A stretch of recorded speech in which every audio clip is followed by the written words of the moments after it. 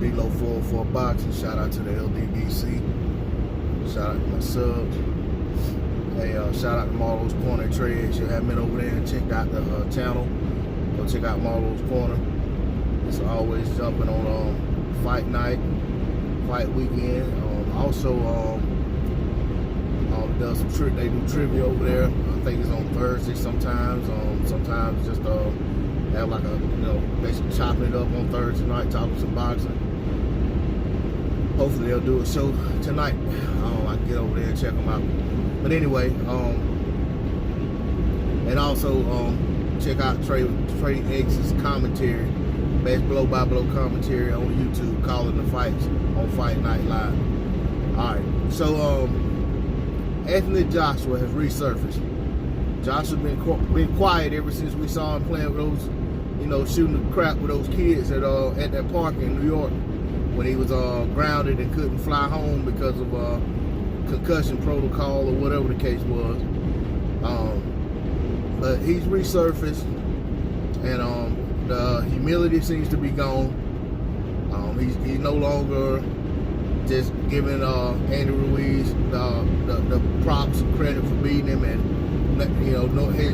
he's dropped the no excuses mantra, and he's on this back to his excuse making, along with Eddie Hearn now. So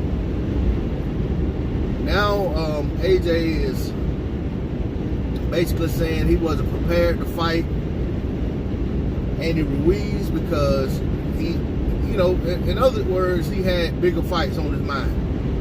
Like he was thinking about fighting guys like Tyson Fury and Deontay Wilder, and those were the guys he should have been fighting because, a guy of his caliber or at his level or whatever, those are the fights he needs to be taking.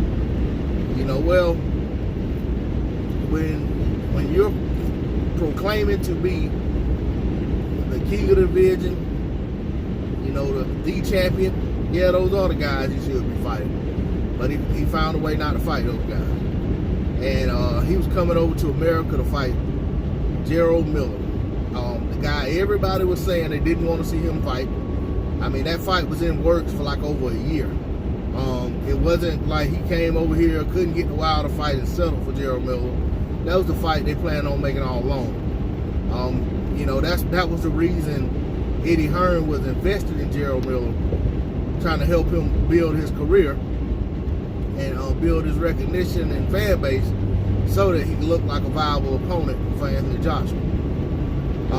So the Gerald Miller fight fell apart because of Gerald Miller's PED abuse, and they hand selected Andy Ruiz, and it didn't work out for him. Andy Ruiz was fresh off of his win over I can't remember the guy's name off the top of my head now. I think his name's Sergey something. Anyway, he was fresh off a win back in April. Went into that fight in June, and he took care of business. And Anthony Joshua, I gave him a lot of credit for manning up and just saying he wasn't a better man on that night. But now he seems to be backpedaling, trying to save face, trying to cater to give his fan base something to come run back to social media and YouTube with, making excuses for him. And I just don't respect that. I always said that after he lost that fight, and I even said before the fight that, in the other fights, I'm like, I'm seeing Anthony Joshua doing a lot of the same things over and over. Yeah, he has added a couple nuances here and there to his fight game, but he makes the same mistakes. But he gets away with it because of the people who were fighting who weren't capitalizing on it. Well, somebody capitalized on it and beat him badly, and AJ doesn't realize the mistakes he made. He doesn't realize that he's not head and shoulders over the division like he was told he was, and it's one of those things where If you don't realize something's broken, you're not going to try to fix it. Yeah, he talks about adding to what he already does, this and the other, but what he doesn't realize is he needs to take away from some of what he does. You know, so I'm not convinced that AJ learned a thing from that fight. I'm not convinced that he has what it takes mentally or physically to beat Andy Ruiz. But I'm starting to think that he doesn't even have what it takes to come back to championship level.